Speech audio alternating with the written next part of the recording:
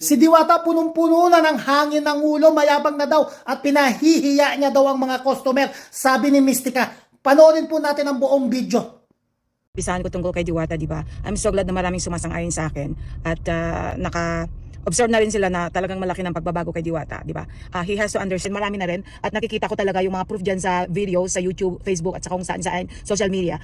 Talagang nakita na natin na nagbago na talaga, lumaki na yung ulo niya, talagang tumaas na yung ere niya, talagang lumaki na yung hangin sa kanyang hindi na niya naisip na bagsak kasi nag-iba na talaga siya. Hindi na siya yung katulad ng dati na talagang hinangaan ko. Talagang umere na siya. So ngayon, kung ang gusto lang niyang entertain, yung mga pumipila na talagang pinapahiya na niya. 'Di ba? Ako, kung pinahiya na ako, why do I have to go back?